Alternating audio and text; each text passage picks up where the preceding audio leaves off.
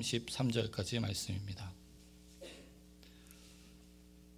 신약성경 마태복음 14장 22절부터 33절까지 말씀.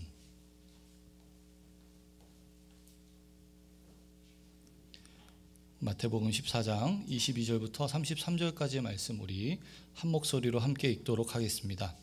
예수께서 즉시 제자들을 재촉하사 자기가 무리를 보내는 동안에 배를 타고 앞서 건너편으로 가게 하시고 무리를 보내신 후에 기도하러 따로 산에 올라가시니라. 저물매 거기 혼자 계시더니 배가 이미 육지에서 술이나 떠나서 바람이 거스름으로 물결로 말미암아 고난을 당하더라. 밤 사경에 예수께서 바다 위로 걸어서 제자들에게 오시니 제자들이 그가 바다 위로 걸어오심을 보고 놀라 유령이라 하며 무서워하여 소리 지르거늘 예수께서 즉시 이르시되 안심하라 나니 두려워하지 말라.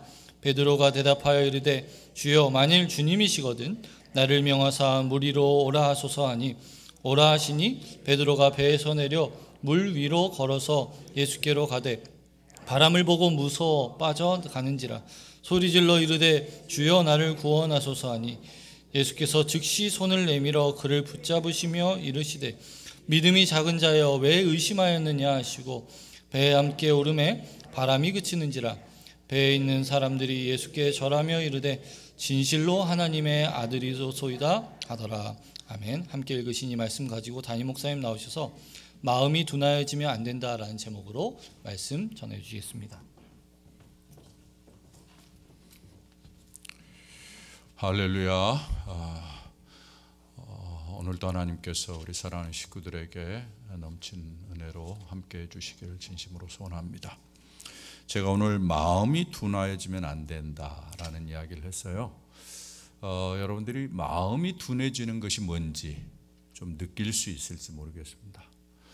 여러분이 인생을 살면서 내 마음이 둔해지면 나타나는 현상이 어떤 것인지 한 번쯤은 아마 경험도 해보시고 생각도 해보셨으리라고 생각합니다. 저의 경험으로는 마음이 좀 이렇게 둔해지면 판단력이 어려집니다. 분별력이 어려져요. 그래서 건강한 결정을 잘 못합니다. 우리가 인생을 살면서 이런 것들이 반복되고 이런 것들이 계속되면 그 인생은 건강한 인생이 될 수 없죠. 행복한 인생이 될 수 없죠. 무엇보다도 마음이 둔해지지 않도록 힘쓰는 것이 참 중요합니다. 제가 오늘 마음이 둔해지지 않았으면 좋겠다 이 제목을 가지고 좀 여러분과 말씀을 드리려고 하는데요. 이 말은 오늘 본문에는 없습니다. 그런데 여러분이 성경을 보시면은 제가 지난주에도 잠깐 이야기했지만은 성경 바로 앞에 윗부분에 본문 위에 보면은 여러분 한번 성경을 보시죠. 소제목이 하나 있죠. 뭐라고 되어 있습니까? 물 위로 걸으시다 하고는 밑에 성경 구절이 있죠. 어디 있습니까? 마가복음하고 요한복음. 제가 이야기하는 마음이 둔해지는 것은 마가복음에 있습니다. 마태복음에는 없어요. 마가복음 6장 52절 마지막 부분에 이 성경을 이 사건을 마무리하면서 마음이 둔하여지는 것에 대해서 이야기를 하고 있습니다. 여러분이 성경을 보시면 알겠지만은 성경은 명상을 해가지고 기록한 말씀이 아닙니다. 기독교가 다른 거하고 다른 것은 다른 종교는 명상을 해서 좀 좋은 말을 이렇게 써놓을 수 있어요. 그러나 기독교는 하나님께서 역사의 현장 속에서 역사적인 사건과 함께 맞물려서 주님께서 드러내고자 하는 뜻을 보여주시는 거거든요.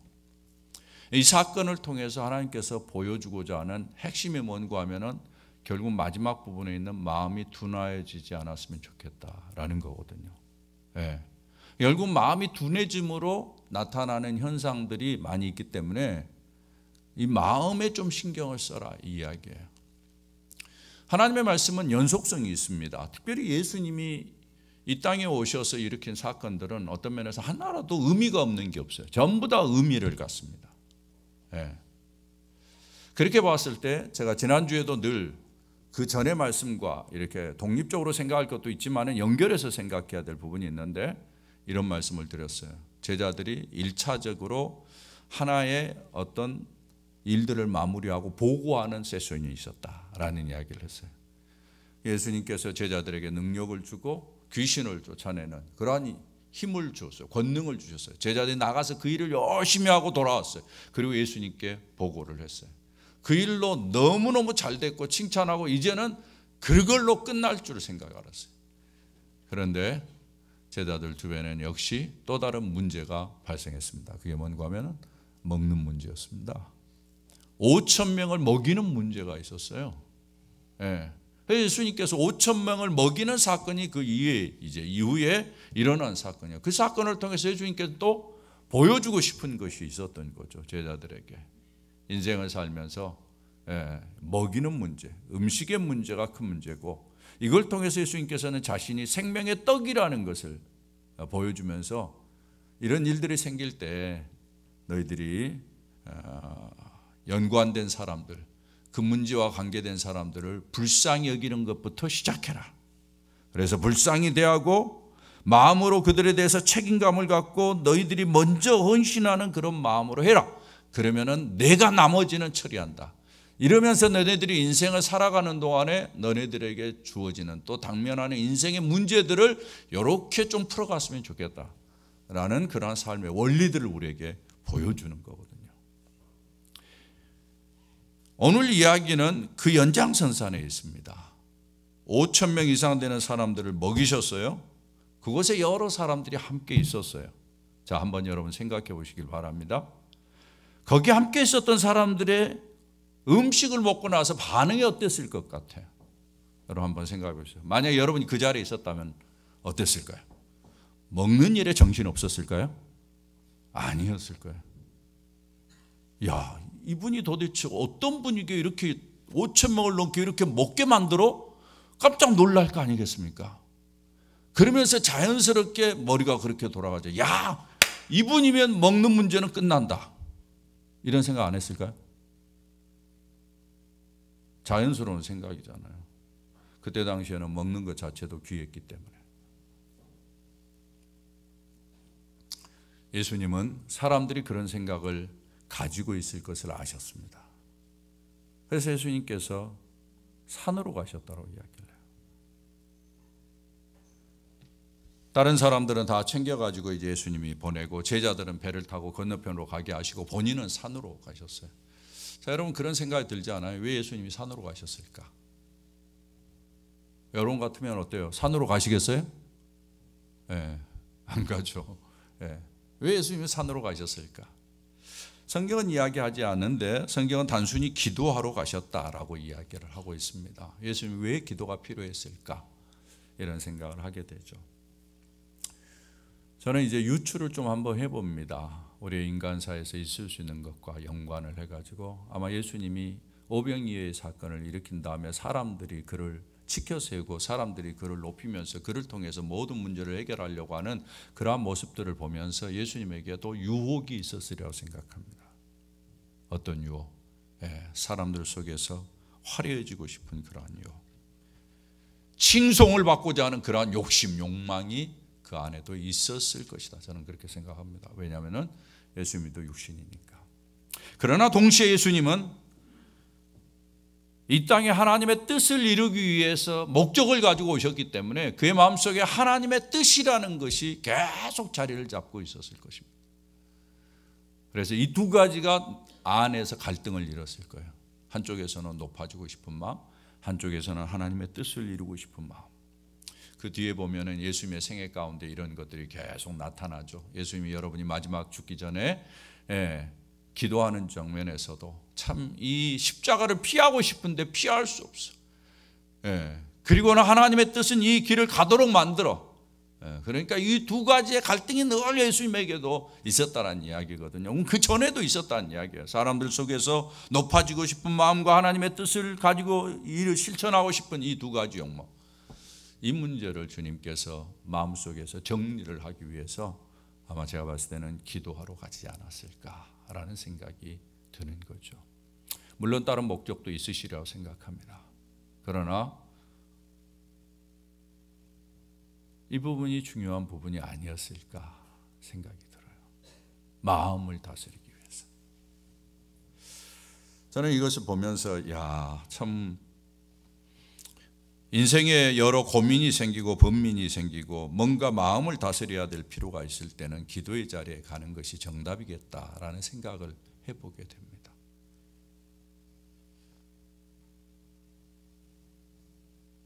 예수님께서 산으로 가셨다는 말 속에는 좀 이런 암시가 좀 있는 것 같은 느낌을 갖습니다. 어찌됐든 예수님이 산으로 가는 동안에 제자들은 배를 이용해서 다른 곳으로 이동을 합니다. 배가 육지를 떠났어요. 성경에 보면 육지에서 술이나 떨어졌다 이렇게 성경이 표현하고 있습니다.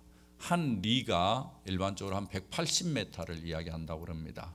근데 여기에 술인데 요한복음에 보면은 시별이라 이렇게 표현을 하고 있어요. 근데 학자들의 이야기를 들어보면은 25리에서 한 30리 정도로 떨어졌을 것이다 라고 이야기합니다. 한 4에서 5km 정도. 그러니까 육지에서 상당히 먼 길로 나갔다는 이야기죠. 바다 한가운데로 나갔다는 이야기예요.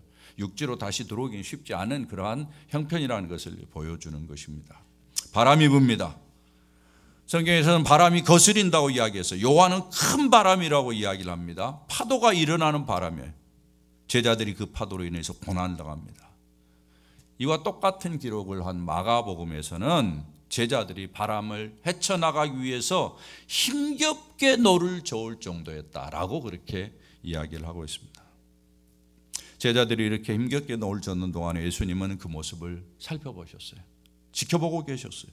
제자들의 일거수일투족을 보고 계시는 예수님의 모습을 우리가 볼 수 있습니다. 이런 모습을 보고 있던 예수님이 밤 사경에 움직이십니다. 밤 사경이라는 표현은 로마식의 표현이죠. 로마 사람들은 밤을 4개로 나누어서 1경, 2경, 3경, 4경이라고 불렀어요. 사경은 새벽 3시부터 6시를 이야기합니다. 여러분 새벽 3시에서 6시는 어떻습니까? 누군가 나서서 일할 시간이나요? 아니죠. 쉽지 않은 시간입니다. 그 시간에 예수님이 움직이는 거예요. 놀라운 일이죠. 힘겹게 노를 젓는 제자들을 향해서 사투를 벌이고 있는 저들을 향해서 예수님이 찾아가시는 거예요. 계속해서 보고 계셨던 주시하고 계셨던 예수님이 저들을 시간이 새벽 3시여도 아랑곳하지 아니하고 풍랑이 부는 상황이어도 아랑곳하지 아니하고 저들에게 달려가시는 거죠. 놀라운 사랑과 놀라운 배려를 우리가 보게 됩니다. 이제 예수님께서는 바다 위로 걸어서 제자들에게 오십니다. 제자들에게 구체적으로 이렇게 가까이 가십니다. 성경에 보면은 그냥 예수님이 오셨다 이야기하지 아니하고 제자들에게 오셨다라고 이야기합니다. 결국은 주님은 제자들을 찾으신 거죠. 제자들을 향하고 있는 거죠. 제자들에게 마음이 가 있는 거죠. 주님의 제자들. 이런 예수님의 제 모습을 본 제자들이 반응을 합니다. 26절입니다. 여러분 26절 한번 보시길 바랍니다. 26절에 뭐라고 이야기합니까? 함께 읽어봅니다. 제자들이 그가 바다 위로 걸어오심을 보고 놀라 유령이라며 무서워하여 소리 지르거늘. 여러분 이런 반응이 이해가 됩니까? 야밤에 아무런 빛이 없는 깜깜한 밤에 배를 타고 지나간 분들은 아마 이런 걸 좀 이해할 수 있을지 모르겠습니다. 큰 배를 타면 잘 이해를 못해요. 그러나 적은 배를 타면 이해를 해요. 저는 대학 시절에 섬의 낙도에 선교를 많이 다녔는데 큰 배로 이동을 했다가 그곳에서 이제 전마선이라고 그러죠. 아주 적은 배. 그 배를 타고 원하는 낙도로 이렇게 이동을 한 적이 많이 있었습니다. 근데 밤에 이제 이동을 하면은 깜깜합니다. 깜깜한데 거기를 이 전마선이 다니는데 바로 옆에 물이 올라오는 거죠. 바로 옆에 물이 있어. 손이 대면은 물이 잡힐 정도니까 이런 곳을 이제 다니면은 상당히 무섭습니다. 특별히 그런 곳을 가다가 혹시라도 시동이 꺼졌다든지 이러면 더 표류를 한다든지 이때 당시에는 바람까지 불고 있는 상황이었기 때문에 충분히 저는 이해가 되려고 이렇게 생각이 되어집니다. 당시에는 특별히 또 유령이라고 이렇게 생각이 되면은 유령은 사탄이 부린다라고 생각했기 때문에 사람들이 이렇게 두려워하고 당황할 수밖에 없습니다. 그때 예수님이 하신 행동을 한번 보시길 바랍니다. 27절에 뭐라고 이야기합니까? 예수께서 즉시 이르시되 안심하라 나니 두려워하지 말라. 여러분 이 말씀 가운데서 뭐가 제일 가까이 와닿습니까? 저는 예전에는 안심하라 나니 두려워하지 말라 이 말씀이 참 보였는데 이번에 읽으면서는 즉시라는 말이 보였어요. 야, 우리 주님 참 순발력이 대단하다, 이런 생각이 들었어요. 즉시 제자들이 뭐예요? 고통하는 거, 힘들어하는 걸 주님이 아시고 서둘러서 대처한 거예요. 예. 마음에 조금이라도 뭔가 그들이 놀라서 무서운 가운데 빠지는 것을 허락지 않으신 거예요. 예.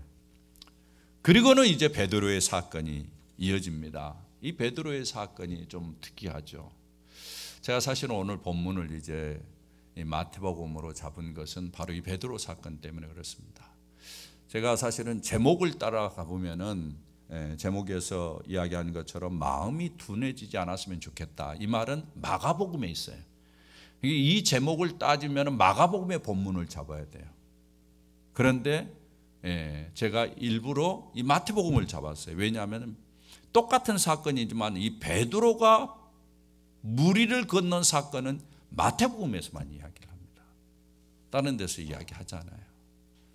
그러면은 마태가 이 사건을 보고 기록했다라는 이야기인데, 여기에 기록한 데는 주님께서 또 의도하는 것이 있지 않겠는가, 이런 이제 생각을 하면서 제가 이 본문을 보게 되었는데, 베드로가 바다를 건너는 도전을 하게 돼요. 자기를 무리로 좀 걸어오라고 해달라는 것입니다. 여러분 볼 때 어떻습니까? 베드로의 행동이 정상적으로 보입니까? 어떠세요? 정상적으로 보여요? 전 그렇지 않다고 생각해요. 비정상이죠. 바람이 불고 있고 파도가 올라오고 있는데 그 배에서 저기 유령 같은 사람이라고 그랬잖아요. 유령 같은 자가 나타나서 있는데 베드로가 걸으려고 생각을 했다? 어떤 면에서는 이건 만용이죠. 이해가 안 돼요. 그러나 베드로는 도전합니다. 왜 도전을 할까요? 나중에 제가 설명을 하겠습니다만은 이걸 통해서 그가 경험하고 싶은 것이 있었던 거예요. 그가 경험하고 싶은 것이 있는 거예요. 도대체 뭘까 그게? 결국은 베드로는 이 사건을 통해서 자기가 한번 좀 도약해 보고 싶은 마음이 있었던 것입니다. 어떤 도약? 믿음의 도약. 이 사건은 나중에 이제 베드로의 믿음을 성장시키는데 상당히 중요한 사건으로 자리매김을 합니다. 이것이 오늘 본문의 내용이에요. 여러 가지 교훈들이 있는데 이 본문은 실제로 어디를 향해서 있는가 하면은 마가복음에서 이야기하는 마음이 둔하여지면 안 된다라는 쪽에 집중되어 있어요. 마음이 무디어져서 정상적으로 행동하지 못하는 제자들을 향해서 주님이 좀 나무라고 하는 거예요. 마음이 둔하여져 가지고 저들 안에 있는 믿음이 정상적으로 작동을 안 해.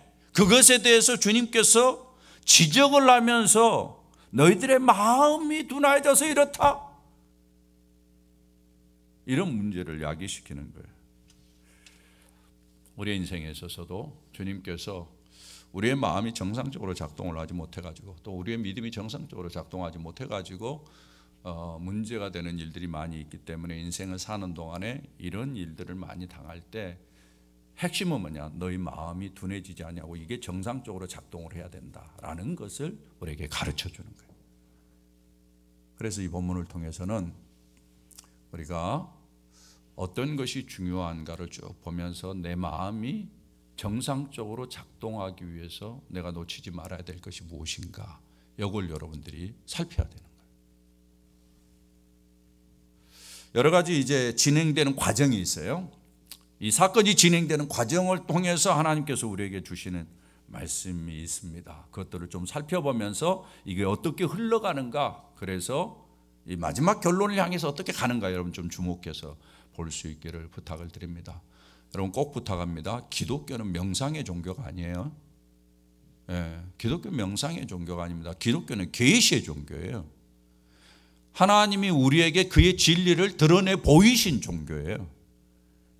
기독교는 이런 일들을 통해서 하나님을 더 많이 알아가는 종교예요. 맞습니까? 여러분들이 하나님을 많이 알면 알수록, 예수 그리스도를 많이 알면 알수록 여러분의 삶이 달라지고 여러분의 인생이 부유해지는 거예요. 그러니까 기독교 신앙생활하면서 여러분 명상으로 끝나려고 생각하지 마세요. 그리고 잠깐의 어떤 의식을 행하는 것으로 끝나려고 생각하지 마세요. 꼭 중요합니다. 여러분 제가 드린 주보에 설교 간지가 있습니다. 그 간지에 세 번째 문항에 네 가지의 소제목을 달았는데 한번 보시길 바랍니다. 여기에서 발견한 것들이 있어요. 첫 번째로 다 같이 한번 읽어볼까요? 시작.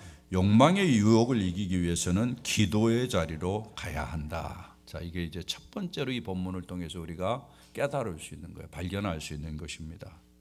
예수님은 사람들의 환호에도 불구하고 다 뒤로 가시고 기도하러 산으로 가셨습니다. 이것은 제가 앞서 말씀드린 대로 기도를 통해 인간의 욕망을 다스리고 조절하기 위한, 하나님의 뜻을 물으며 그 앞에 순종하는 결단을 하기 위한 과정이었습니다.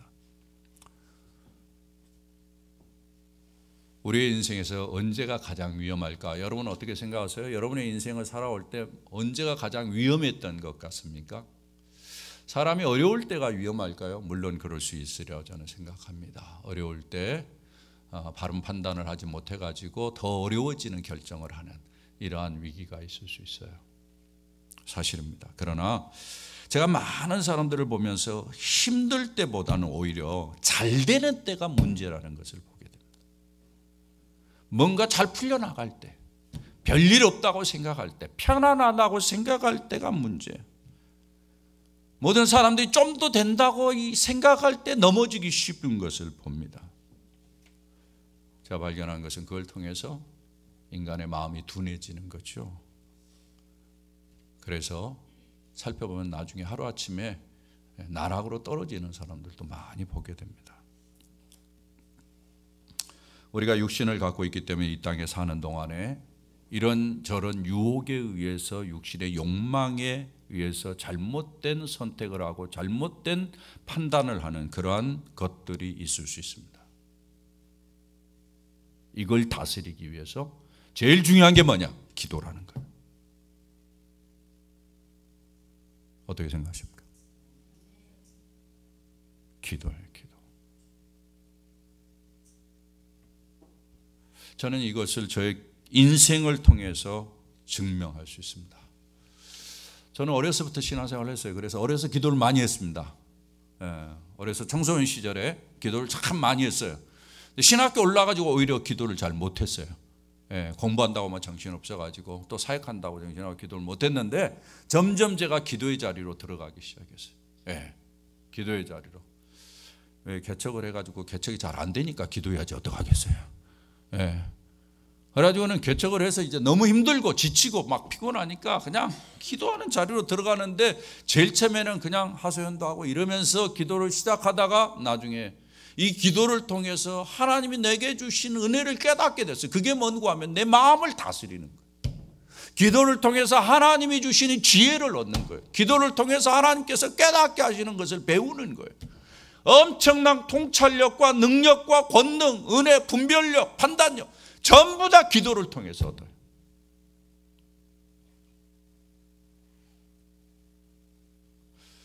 사랑하는 여러분, 저는 그래서 기도가 능력이라고 믿습니다.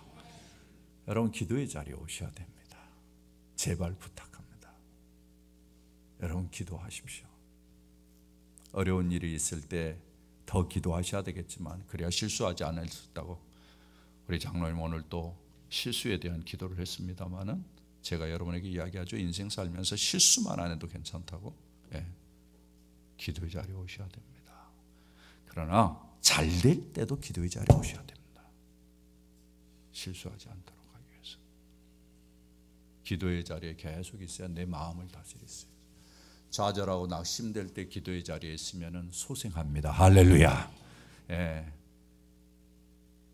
뭔가 교만하고 우쭐해질 때 기도의 자리에 있으면 내가 별 볼 일 없는 사람이라는 것을 깨닫게 됩니다. 할렐루야.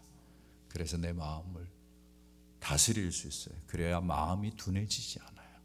이런 은혜가 여러분 모두에게 있기를 주의 이름으로 축원합니다.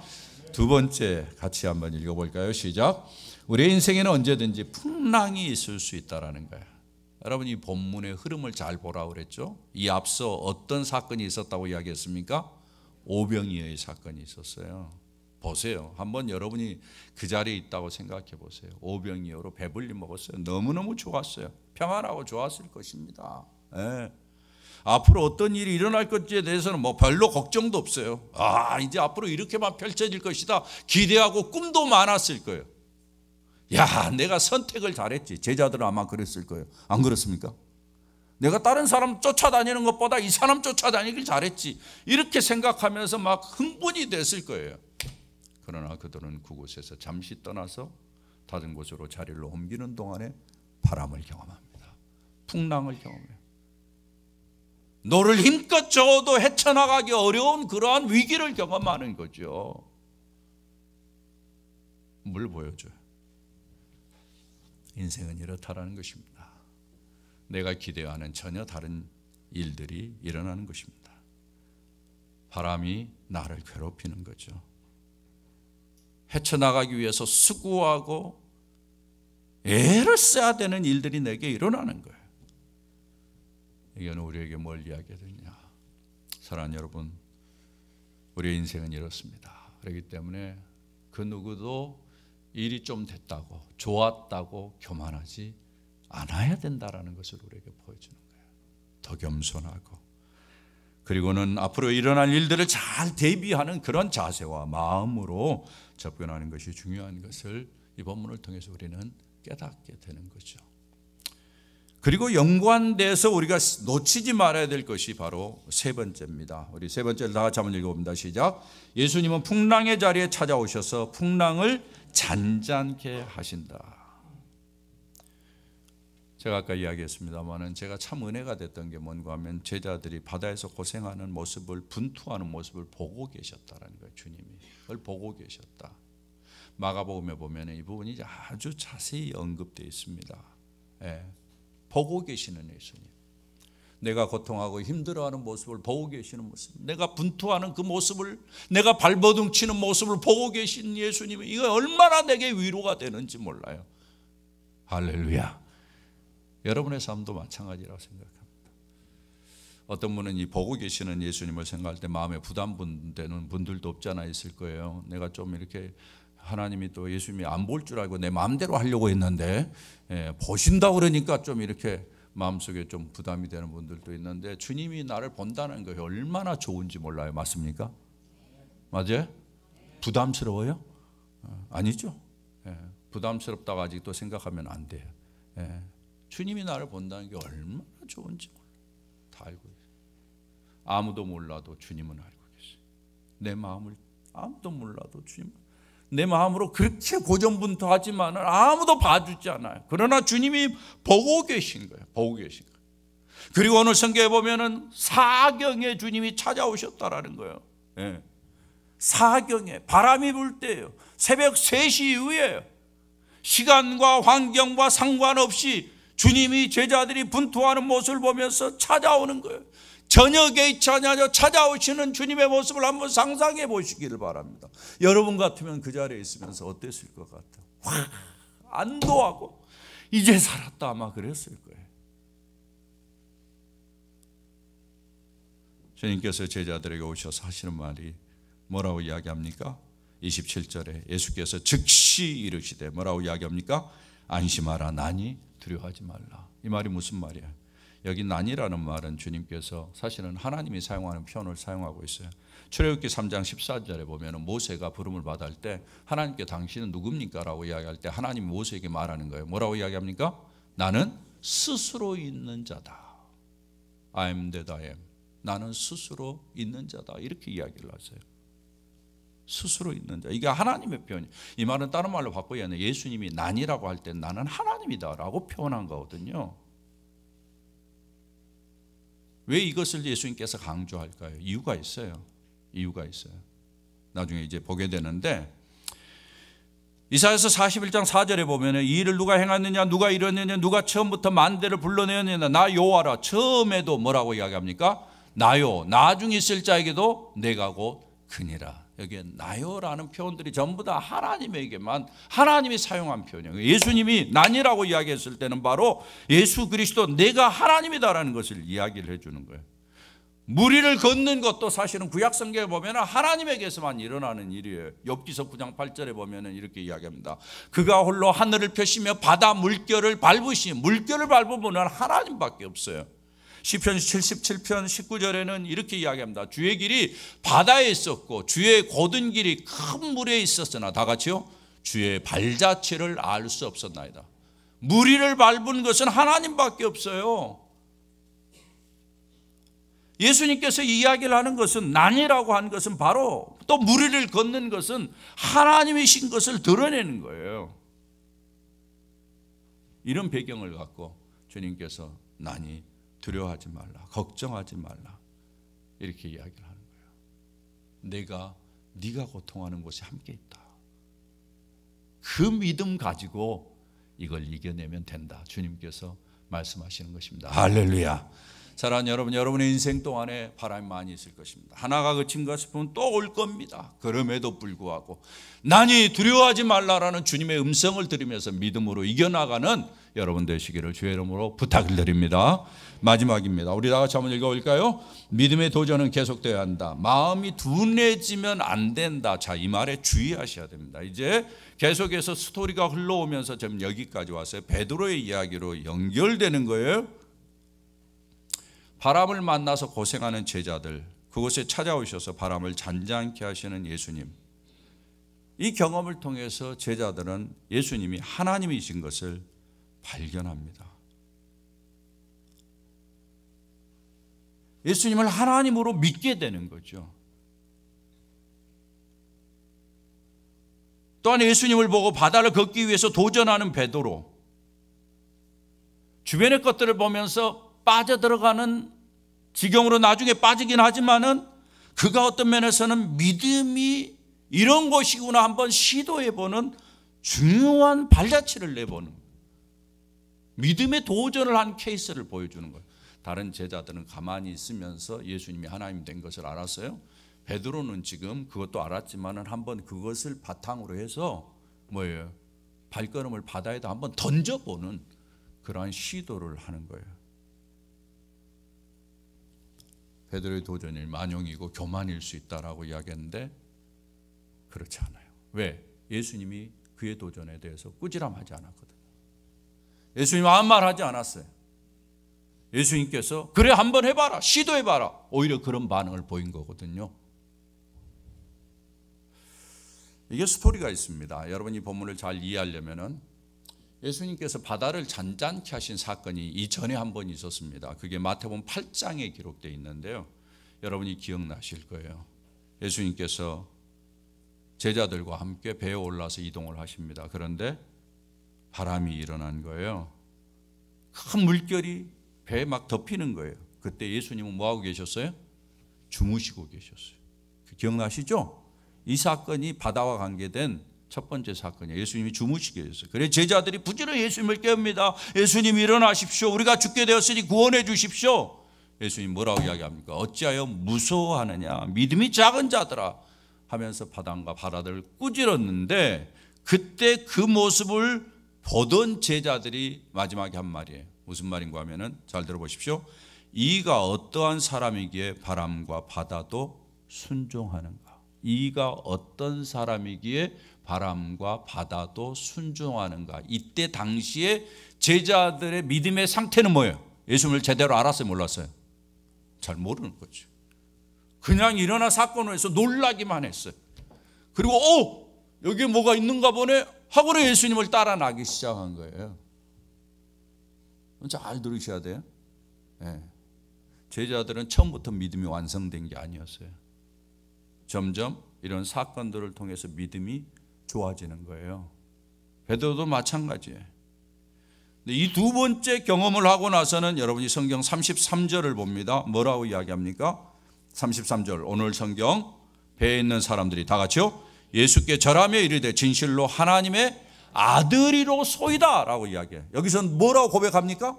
당신은 하나님의 아들입니다, 이렇게 고백을 하는 거거든요. 예수님이 하나님인 줄을 몰랐던 첫 번째 사건과 두 번째 이 사건을 통해서 제자들은 예수님이 하나님의 아들인 것을 발견합니다. 그들의 믿음이 성장한 거죠. 발전한 거죠. 베드로는 첫 번째 바다 경험을 했습니다. 그것을 통해서 놀랬을 거예요. 그리고는 이 두 번째 사건을 경험합니다. 그런데 베드로가 바다를 건너면서 몇 가지 중요한 말을 합니다. 여러분 28절 봅니다. 뭐라고 이야기합니까? 다 같이요. 베드로가 대답하여 이르되 주여 만일 주님이시거든 나를 명하사 물 위로 오라 하소서. 여기 보세요. 만일 주님이시거든. 이걸 직역을 한다면 만일 당신이시면 이런 의미예요. 그 말이 무슨 말인가 하면 평상시 때 그가 알고 있던 예수님, 기적을 일으키시는 그분이시면, 왜냐하면 그럴 수 있잖아요. 주변의 사람들이 유령이라고 알고 막 그렇기 때문에 그런 어떤 뉘앙스도 있을 수 있죠. 그러나 여기 만일 주님이시거든, 이것은 부정적인 표현이 아니에요. 믿지 못하거나 불확실한 상태로 이야기하는 것은 아니에요. 만일 평상시 때 그러한 주님의 당신의 모습이라면은 나를 명하사 물 위로 오라 하소서. 불가능한 것을 요청하는 거예요. 지금 만약에 주님이라면은 앞서서 예수님이 난이라고 했는데 진짜 난이라는 것을 확실하게 그렇다면은 나를 명하사 오라 하소서 물 위로. 베드로는 예수 그리스도가 바로 하나님 난이라는 그러한 말씀을 하시는 것을 믿고 믿음의 도전을 한번 해보는 것이죠. 저는 이건 상당히 귀한 도전이라고 생각합니다.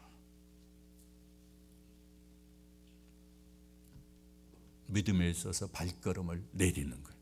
불안하지만은 염려가 되지만은 그러나 주님이 하나님이면 내가 한번 발걸음을 내비둬 보겠습니다.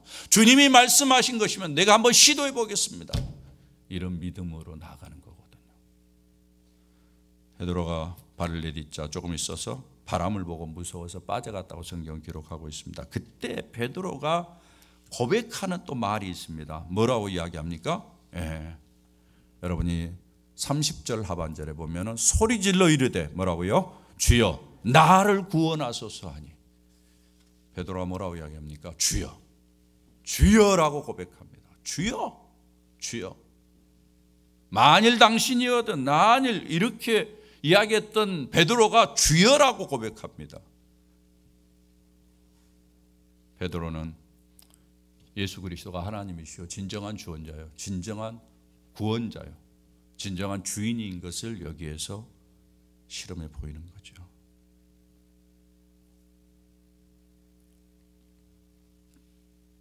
결국은 예수님께서는 베드로에게 손을 내밀어서 그를 붙잡아 주십니다. 이런 표현도 사실은 구약적인 배경을 가지고 있어요. 시편 144편 7절에 보면은 이렇게 이야기를 합니다. 위에서부터 주의 손을 펴사 나를 큰 물과 이방인의 손에서 구하여 건지소서. 이런 표현이 있어요. 사무엘하 22장 17절에 보면은 그가 위에서 손을 내미사 나를 붙드시며, 이런 배경을 가지고 있습니다.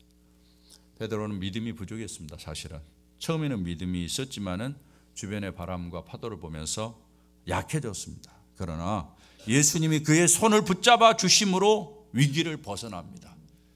그의 믿음이 더 강해졌을 거예요. 더 믿음이 돈독해졌을 거예요. 이걸 통해서 유명한 베드로의 신앙 고백이 나오는 거예요. 그게 마태복음 16장 16절의 말씀이에요. 다 같이 한번 읽어볼까요? 시작.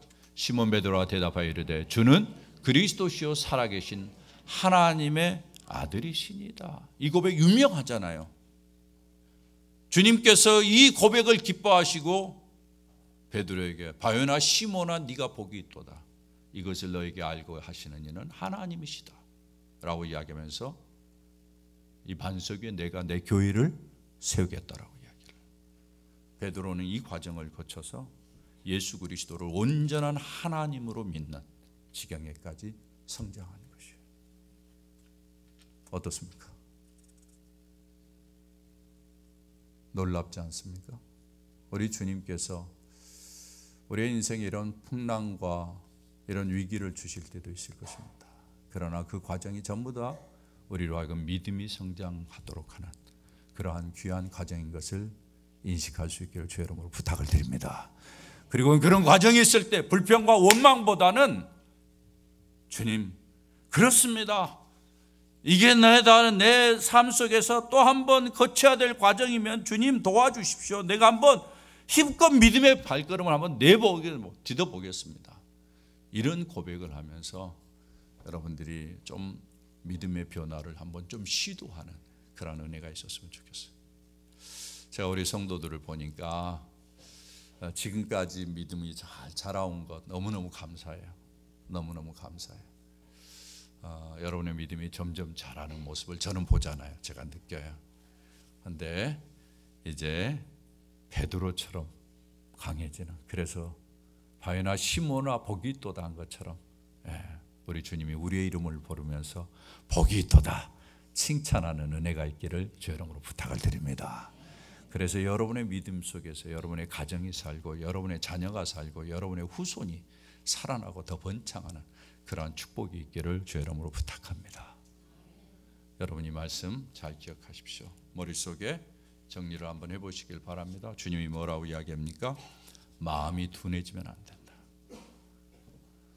믿음이 있다고 하지만 마음이 둔해지면 믿음을 쓰지 못해요. 주님께서 특별히 이것을 강조한 것은 앞에 무슨 사건이 있었다고 이야기합니까? 오병이의 사건이 있었어요. 오병이의 사건이 있었기 때문에 하는 이야기예요. 주님께서 기적을 나타낸 것을 봤음에도 불구하고 그것을 보면서 예수 그리스도가 누인 걸 알면서도 마음이 둔해져 가지고 그 믿음을 또 다른 문제 현장에서는 사용하지 못하는 어리석은 제자들을 향해서 주님께서 말씀하시는 겁니다.